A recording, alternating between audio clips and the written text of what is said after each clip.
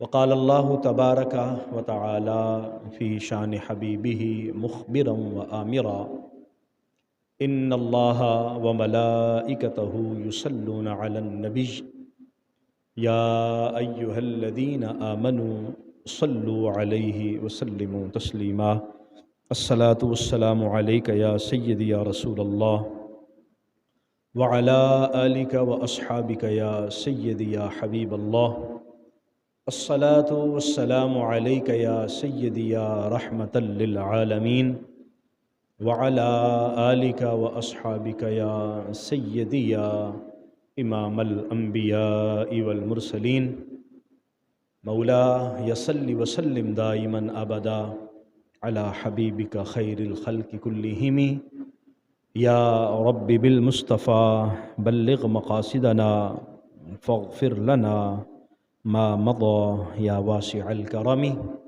اللهم صل وسلم وبارك على سيدنا ومولانا محمد اجود الخلق وعلى آلہ وصحبہ اجمعین۔ معزز و محترم برادران اسلام، عقیدہ آخرت ہمارے بنیادی عقائد میں ہے۔ مرنے کے بعد دوبارہ زندہ کیا جانا اور اللہ کی بارگاہ میں حاضر ہونا، اعمال کا حساب دینا، آخرت کے جملہ امور، جنت اور دوزخ کا انتظام، یہ سارے وہ امور ہیں جن کا قرآن و حدیث میں بڑے واضح انداز میں ذکر کیا گیا ہے۔ ہمیں دوبارہ زندہ کیا جائے گا، ہماری اللہ کی بارگاہ میں حاضری ہوگی۔ اللہ تبارک و تعالیٰ نے قرآن مجید کے اندر قیامت کے احوال کو بڑے جاندار طریقے سے بیان کیا ہے، اور کائنات کی ہر چیز کے فنا ہو جانے کا ذکر کیا گیا۔ ہر چیز کو فنا ہے۔ کل من علیہا فان ویبقا وجہ ربک ذو الجلال والاکرام۔ ہر چیز فنا ہوگی، بقا صرف اور صرف اللہ کی ذات کو ہے۔ اور جو ہمارے پاس دنیا کی جو بھی چیزیں ہیں، جو بھی دنیا کے وسائل ہیں، مظاہر فطرت ہیں، یہ سب کے سب ختم ہو جائیں گے۔ ما عندکم ینفد وما عند اللہ باق۔ جو کچھ تمہارے پاس ہے وہ ختم ہو جانے والا ہے، اور جو اللہ کے پاس ہے وہ باقی رہنے والا ہے۔ اللہ جس کو بقا عطا فرمائے وہ بقا والا ہے، اس کو بقا نصیب ہوگی۔ ہمارے دوبارہ زندہ کیے جانے سے متعلق قرآن مجید نے بڑے جاندار انداز میں واضح طور پر ہمیں پیغام دیا ہے۔ اَوَلَمْ يَرَ الْإِنسَانُ أَنَّا خَلَقْنَاهُ مِن نُطْفَةٍ فَإِذَا هُوَ خَصِيمٌ مُّبِينٌ۔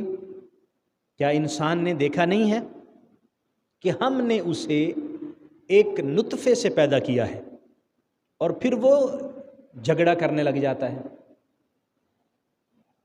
انسان ایک نطفے سے، پانی کے قطرے سے پیدا ہوا، اور جب پلا بڑا جوان ہوا، اللہ نے اس کو عقل و شعور عطا فرمایا، اور وہ جب فہم و فراست والا بنا تو وہ یہ سوچنے لگ پڑا کہ میں دوبارہ زندہ کیسے کیا جاؤں گا۔ وَضَرَبَ لَنَا مَثَلًا وَنَسِيَ خَلْقَهُ قَالَ مَن يُحْيِي الْعِظَامَ وَهِيَ رَمِيمٌ۔ اللہ تعالیٰ نے ارشاد فرمایا کہ انسان ہمارے لیے مثالیں بیان کرتا ہے کہ یہ چیز کیسے ہو سکتی ہے، یہ کیسے ممکن ہے، اور وہ صغرے کبرے ملاتا ہے، وہ سائنس کی توجیحات پیش کرتا ہے، یہ کیسے ہوگا، یہ کیسے ہوگا۔ فرمایا یہ ساری چیزیں چھوڑ دے انسان، اور اپنی تخلیق کو کم سے کم دیکھ لیتا۔ ہمارے لیے مثالیں بیان کرتا ہے۔ وَضَرَبَ لَنَا مَثَلًا وَنَسِيَ خَلْقَهُ، اپنی تخلیق کو وہ بھول چکا ہے، اور کہتا کیا ہے، مَن يُحْيِي الْعِظَامَ وَهِيَ رَمِيمٌ۔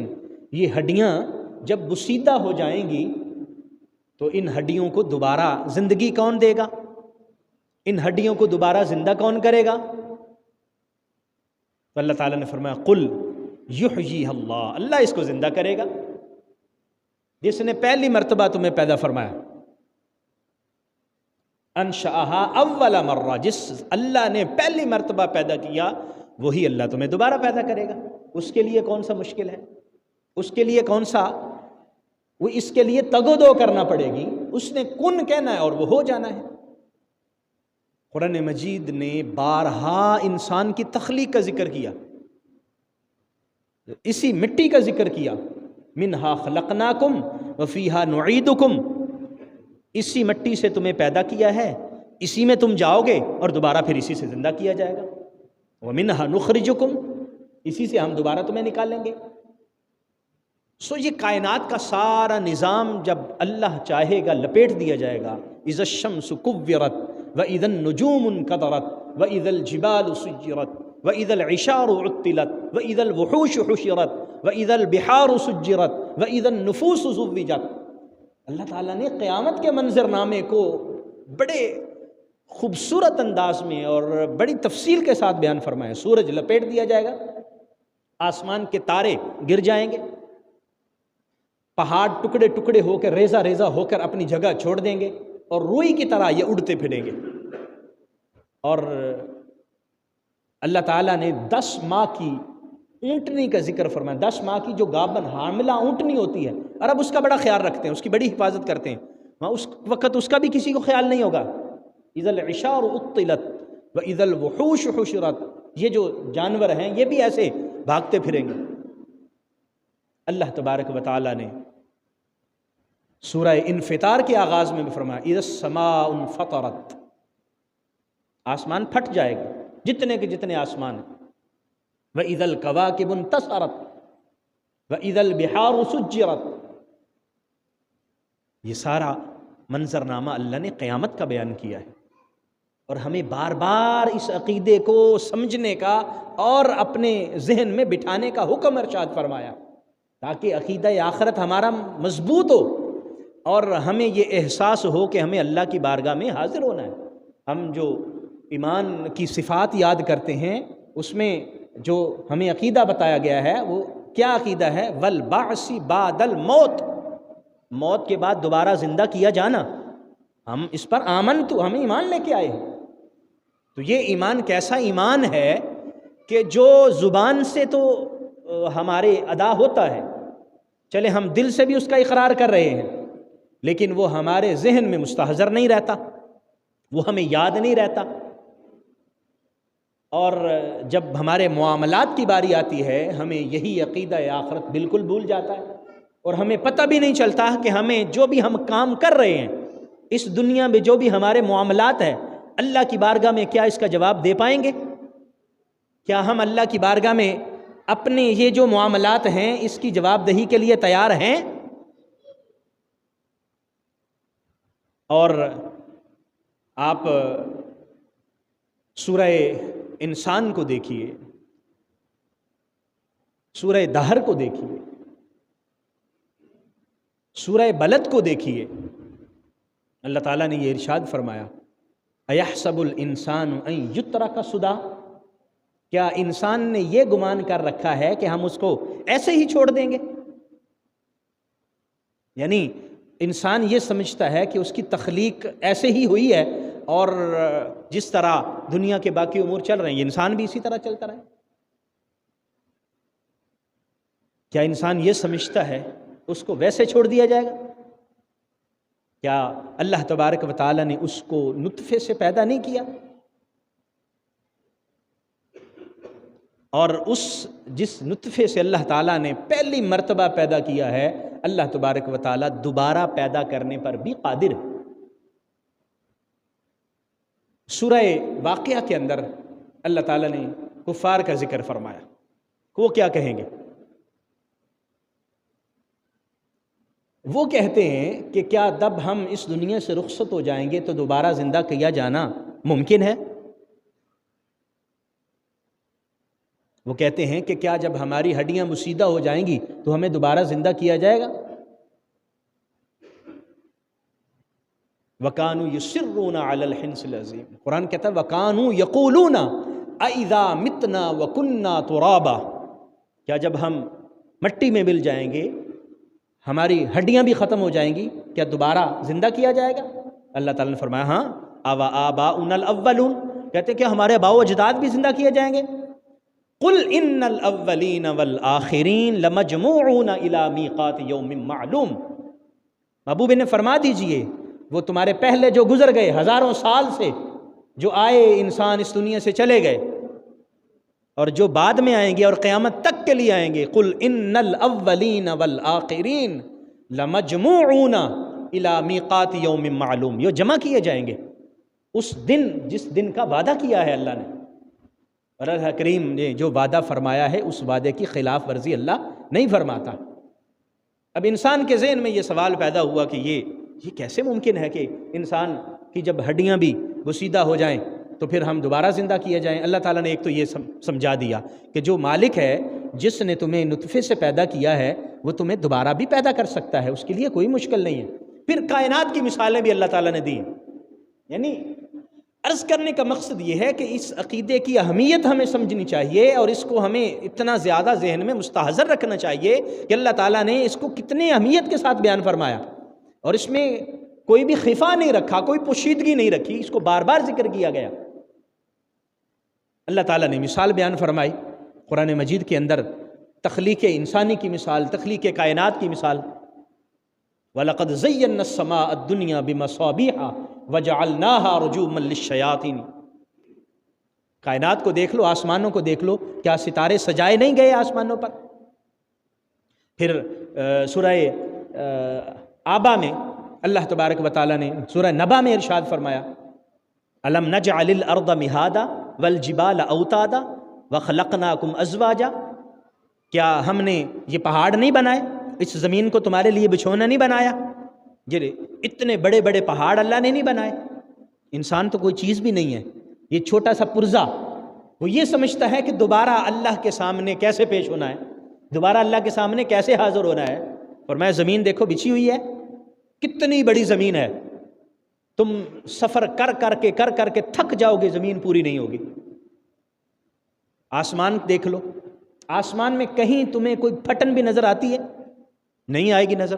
بار بار دیکھو، کہیں پھٹن نظر نہیں آئے گی. یہ اس مالک کی کاریگری ہے. جب اس نے پیدا کیا ہے تو پھر یہ مت بھولو.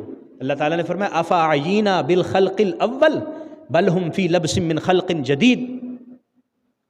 کیا یہ سمجھتا ہے انسان کہ ہم بھول گئے، ہمیں پتہ ہی نہیں ہے کہ ہم نے اس کائنات کو پیدا کیا ہے، کیا کیا کہ چیز کہاں کہاں بنائی ہے. انسان تو بھول سکتا ہے، انسان کو تو نسیان طاری ہوتا ہے، لیکن اس مالک کو نسیان طاری نہیں ہوتا. وہ اللہ نہیں بھولتا، وہ کائنات کے ذرے ذرے سے واقف ہے. اس نے ہر چیز کو اپنی کتاب مبین میں جمع کر رکھا ہے. لا رطب ولا یابس الا فی کتاب مبین. ہر چیز اللہ تبارک و تعالیٰ کی کتاب مبین میں محفوظ ہے. اور کائنات سے متعلق اللہ تعالیٰ نے فرمایا یوم نطوی السماء کطی السجل للکتب. آسمان کو ایسے لپیٹا جائے گا جیسے آپ اپنے رجسٹر، اپنے کاغذ، اپنے صفحات لپیٹتے ہیں. آپ کو پتہ بھی نہیں چلتا. کاپی آپ کے پاس ہے، آپ ایسے اس کو لپیٹ کے سائڈ پہ رکھ دیتے ہیں. کاغذ کا ٹکڑا آپ کے پاس ہے، آپ اس کاغذ کے ٹکڑے کو جیسے چاہتے ہیں فولڈ کر کے جیب میں ڈال لیتے ہیں، جیسے چاہتے ہیں پھینک دیتے ہیں، جیسے چاہتے ہیں جہاں مرضی رکھ دیتے ہیں. فرمایا کہ یہ کائنات ایسے ہے جیسے تمہارے سامنے کاغذ کا چھوٹا سا ٹکڑا. کما بدأنا اول خلق نعید. جس طرح ہم نے پہلے پیدا کیا ہے ہم دوبارہ بھی پیدا کر سکتے ہیں. تو پہلی تخلیق ہماری اللہ کی ہے. اور پھر پہلا جب اللہ نے پیدا کیا تو اس وقت تو ہمارا کوئی وجود بھی نہیں تھا نا، ہم عدم سے وجود میں آئے، کچھ بھی نہیں تھے، اللہ تعالیٰ نے وجود دیا. اب اس کائنات میں رہے، اس کائنات میں ہمیں نام ملا، کوئی خاندان ملا، کوئی گھر ملا، کچھ رہنے کے لیے چند سال ملے. اب تو ہمیں وجود بھی مل گیا، نام بھی مل گیا، ہماری کوئی ہستی بھی موجود ہے. جب ہم کچھ نہیں تھے تو ہم ہو گئے ہیں، اب جب ہیں تو کیا دوبارہ ہونا ناممکن ہے؟ ناممکن قطعاً نہیں ہے. فرمایا یہ اللہ کے لیے بہت آسان ہے. اولیس الذی خلق السماوات والارض بقادر علی ان یخلق مثلہم بلا وہو الخلاق العلیم انما امرہ اذا اراد شیئا ان یقول له کن فیکن. بس میں اللہ تعالیٰ کے لیے مشکل نہیں ہے، اللہ تعالیٰ کے لیے بالکل قطعاً مشکل نہیں ہے. بس اس کا امر کن ہوگا اور یہ کائنات پھر جس طرح اللہ چاہے گا ویسے ہو جائے گی۔ یہ ہمارے احوال آخرت میں دوبارہ زندہ کیے جانے کا وہ پہلا مرحلہ ہے جس کو اللہ تعالیٰ نے بیان فرمایا، اور کائنات کے جو باقی معاملات ہیں اس کا ذکر کیا گیا، کائنات کے باقی احوال کا ذکر کیا گیا ہے، آسمان و زمین کا ذکر کیا گیا۔ اور آپ دیکھیے کہ سورہ یعنی جو مکی سورہ مبارکہ ہیں، قرآن مجید کی مکی صورتیں جتنی بھی ہیں، ان سب کے اندر اللہ تعالیٰ نے احوال آخرت کو بیان کیا، اور بہت زیادہ تفصیل کے ساتھ بیان کیا۔ اذا السماء انشقت وآذنت لربها وحقت، آسمان پھٹ جائے گا، آسمان ریزہ ریزہ ہو جائے گا، اور اس کا حق ہے کہ وہ اللہ کا حکم مانے، اور زمین بھی اسی طرح لپیٹ دی جائے گی۔ یعنی یہ قیامت کے سارے احوال ہیں جن کا ذکر کیا گیا ہے۔ سورہ انفطار کی آغاز کی آیات کو بیان فرما کے اللہ تعالیٰ نے اس بیان کا مقصد بھی ذکر کر دیا۔ اذا السماء انفطرت واذا الكواكب انتصرت واذا البحار فجرت واذا القبور بعثرت، قبریں پھٹ پڑیں گی اور جو بھی قبروں کے اندر ہے وہ باہر نکل آئیں گے۔ علمت نفس ما قدمت واخرت، ہر انسان، ہر نفس جان لے گا کہ اس نے کیا کیا ہے اور اللہ کی بارگاہ میں کیا اعمال بھیجے۔ ہر ایک شخص کو اپنے اعمال کا حساب و کتاب۔ اصل میں ہمارے عقیدہ آخرت کا یہ بنیادی مقصد ہے جو ہم پچھلے 3 جمعوں سے سمجھنے کی کوشش کر رہے ہیں، اور اگلے 1-2 جمعے تک بھی میں ان کو تفصیل سے انشاءاللہ عرض کروں گا۔ عقیدہ آخرت کو قرآن مجید نے اتنی تفصیل کے ساتھ بیان کیا ہے، اس کا مقصد کیا ہے؟ اس کا مقصد یہ ہے کہ انسان اپنے دوبارہ زندہ ہونے کے اپنے ذہن کے اندر اس طرح محفوظ کر لے کہ جو بھی کام کرے وہ اس بات کے لیے تیار ہو کہ کیا میں یہ صحیح کر رہا ہوں، کہ اللہ کی بارگاہ میں اس کا جواب دے پاؤں گا۔ علمت نفس ما قدمت واخرت یا ایھا الانسان ما غرک بربک الکریم الذی خلقک فسواک فعدلک فی ای صورت ما شاء رکبک۔ فرمایا اللہ تبارک و تعالیٰ نے تمہیں پیدا کیا، اور وہ کریم ذات ہے، وہ کرم کر رہی ہے، اور اپنے کرم کے ذریعے ہمیں حیات بھی عطا فرمائی ہے، اپنے کرم کے ذریعے ہمیں رزق بھی عطا فرمایا ہے، اپنے کرم کے ذریعے ہمیں عزت و ناموس بھی عطا فرمائی ہے، اپنے کرم کے ذریعے ہمیں سانسیں بھی عطا فرمائی ہیں اس دنیا کے اندر۔ تو کیا ہم یہ سمجھے ہوئے ہیں کہ چونکہ اللہ کی ذات کریم ہے اس لیے ہم کوئی جائز ناجائز کرتے رہیں تو ہمیں کوئی پوچھا نہیں جائے گا، ہمیں کوئی اللہ کی بارگاہ میں جواب دینا نہیں ہونا پڑے گا؟ یعنی اللہ تعالیٰ نے یہاں لفظ کریم کا اس لیے ذکر فرمایا۔ مفسرین کرام فرماتے ہیں کہ اللہ نے فرمایا کہ تاکہ شیطان جو ہے وہ 2 طریقوں سے انسان کو پھسلانے کی کوشش کرتا ہے۔ ایک تو ویسے اس کو اللہ تبارک و تعالیٰ سے غافل کر دیتا ہے، اور انسان اس غفلت میں آ کے برے اعمال کرتا ہے، انسان اس غفلت میں آ کے گناہ کرتا ہے۔ اور ایک اس کے انسان کو پھسلانے کا اور گمراہ کرنے کا طریقہ یہ ہے کہ وہ انسان کے ذہن میں یہ بات ڈالتا ہے اللہ بڑی کریم ذات ہے، اللہ بڑا رحیم ہے، وہ معاف کر دے گا، یعنی آپ جو بھی کرتے جائیں وہ اللہ معاف کر دے گا، اللہ تعالیٰ بڑا کریم ہے، اللہ بڑا رحیم ہے۔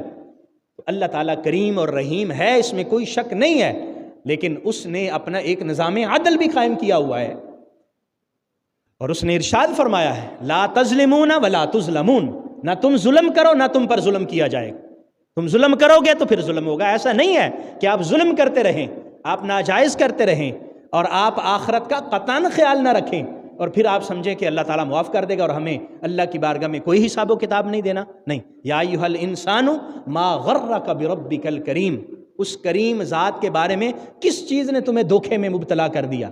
الذی خلقک، جس نے تمہیں پیدا کیا، فسواک، اور تمہاری پورے وجود کو برابر فرمایا، فعدلک، اور ہر چیز اس نے اعتدال کے ساتھ پیدا کی ہے۔ ہمارے ہاتھ ہیں، ہماری آنکھیں ہیں، ہمارے وجود کا سارا انتظام ہے اعتدال کے ساتھ ہے۔ اب آپ دیکھیے ہم چل رہے ہیں، ہماری ٹانگیں ہیں، اگر ایک ٹانگ چھوٹی ہو اور ایک بڑی ہو جائے ہمارا چلنا مشکل ہوگا، ہم کیسے صحیح طریقے سے چل سکیں گے؟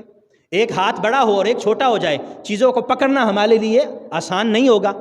ایک آنکھ بڑی ہو اور ایک چھوٹی ہو جائے انسان کتنا برا لگے گا، ایک آنکھ ماتھے پہ آ جائے انسان کتنا برا لگے گا۔ یعنی اللہ تعالیٰ نے جو چیز جیسے بنائی ہے فرمایا فسواک فعدلک فی ای صورت ما شاء رکبک، اللہ تعالیٰ نے جس صورت میں چاہا تمہیں وجود عطا فرمایا، اور پھر انسان کی اس کیفیت کو بیان فرمایا، کلا بل تکذبون بالدین، خبردار تم یوم جزا کو جھٹلا رہے ہو، تم قیامت کے دن کی تکذیب کرتے ہو۔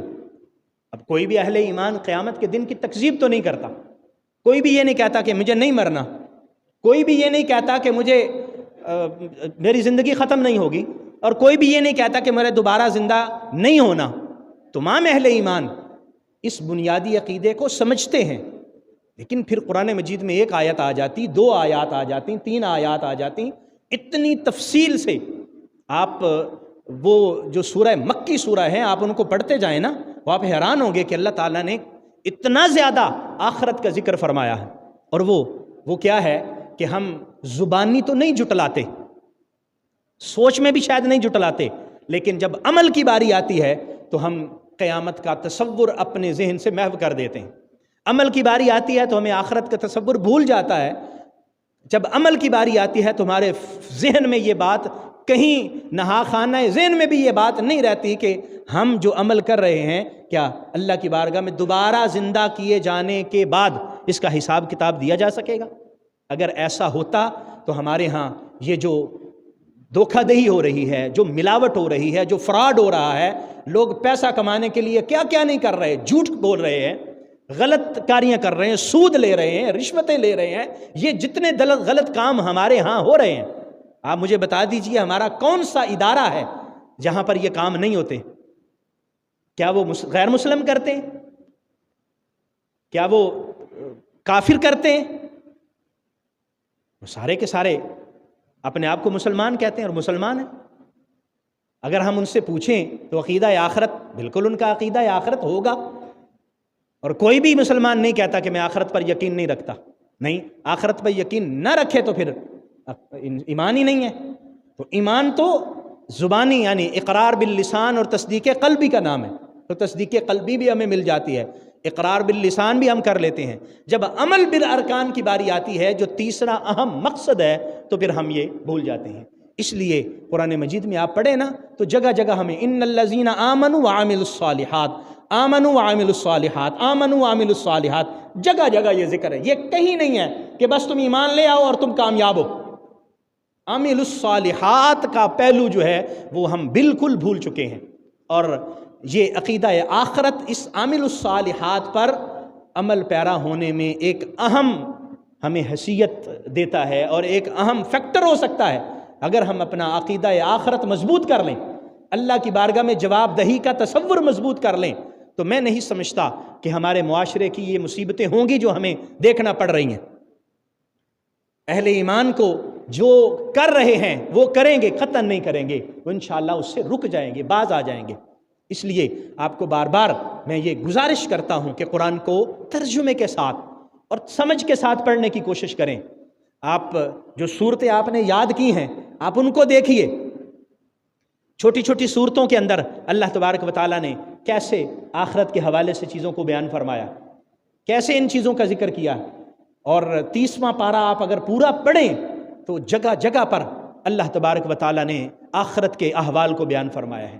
تو دوستو، ان احوال کا مقصد کیا ہے کہ ہم دلائل کے جتنے معاملات دیکھ لیں اور عقل کو سامنے رکھ کر جتنی چیزیں دیکھ لیں تو وہ اس بات کی طرف ہمیں لے جاتی ہیں اور اس بات کو سوچنے پر مجبور کر دیتی ہیں کہ بہرحال ہمیں مرنا بھی ہے، اور قبر کی زندگی بھی، وہ قبر کی زندگی کے سارے احوال میں نے پچھلے جمعے آپ کی خدمت میں عرض کر دیے تھے، اور پھر آج جو میں نے آپ کی خدمت میں بات عرض کی ہے وہ دوبارہ زندہ کیے جانے پر، والبعث بعد الموت کا جو بنیادی عقیدہ ہے۔ نبی رحمت صلی اللہ علیہ وسلم کا مبارک ارشاد ہے، حضور علیہ الصلوۃ نے فرمایا انا اول من تنشق عنہ الارض یوم القیامہ، قیامت جب قائم ہوگی تو زمینیں پھٹیں گی، جس طرح قرآن کی آیت میں نے آپ کے سامنے پڑھی، زمین پھٹے گی اور قبروں سے تمام مردوں کو نکالا جائے گا۔ نبی کریم صلی اللہ علیہ وسلم فرماتے ہیں کہ سب سے پہلے اپنی قبر انور سے میں باہر آؤں گا، پھر اس کے بعد حضرت ابوبکر صدیق، پھر اس کے بعد حضرت عمر فاروق، پھر اسی طرح جنت البقیع والے، وہ اٹھیں گے، اور پھر اسی طرح جنت المعلا والے، اور اسی طرح نبی رحمت صلی اللہ علیہ وسلم کے ساتھ امت ملتی جائے گی۔ یہ تو کنفرم ہو گیا، قرآن کی آیات سے بھی کنفرم ہو گیا، احادیث مبارکہ سے بھی کنفرم ہو گیا کہ جب نے زندہ تو بہرحال ہونا ہے۔ اولم یر الانسان انا خلقناہ من نطفۃ فاذا هو خصیم مبین وضرب لنا مثلا ونسی خلقا قال من یحیی العظام وہی رمیم۔ وہ کہتا ہے ہڈیاں بسیدہ ہو جائیں گی تو دوبارہ کیسے زندہ ہوگے؟ اللہ نے فرمایا قل یحییھا الذی انشأھا اول مرہ، وہ زندہ کرے گا جس نے پہلی مرتبہ پیدا کیا۔ یہ عقیدہ تو الحمدللہ تمام اہل ایمان کا ہے، لیکن ہمیں اس عقیدے کو محفوظ رکھنا ہے ذہن میں، اور اپنی زندگی کے اندر اس عقیدے کے اثرات مرتب ہونے دینے، اس عقیدے کو ذہن میں رکھنا اور اس عقیدے کو ہمیشہ محفوظ اور مستحضر رکھنا، اور پھر اس کے مطابق اپنی زندگی کے اعمال بجا لانا۔ یہ اصل میں مقصد ہے ان عقائد کو بیان کرنے کا، قرآن مجید کے اندر ان عقائد کو بار بار ذکر کرنے کا، اور ہمیں بار بار اس کو دہرانے اور پڑھنے کا، تاکہ یہ عقیدہ آخرت ہمارا محفوظ ہو جائے۔ انشاءاللہ آخرت سے احوال کے متعلق اگلے جو مراحل ہیں وہ اگلے جمعوں میں انشاءاللہ عرض کروں گا۔ دوبارہ زندہ ہونے کے متعلق قرآن کے اسلوب کو میں نے آج آپ کی خدمت میں عرض کیا ہے۔ مقصد یہ ہے کہ ہمیں سمجھ آ جائے اور ہم اپنی زندگی کو بہتر کر سکیں، جو اللہ اور اس کے رسول کی رضا والی زندگی ہے۔ اللہ ہمیں توفیق عطا فرمائے، آمین۔ وآخر دعوایا ان الحمد للہ رب العالمین۔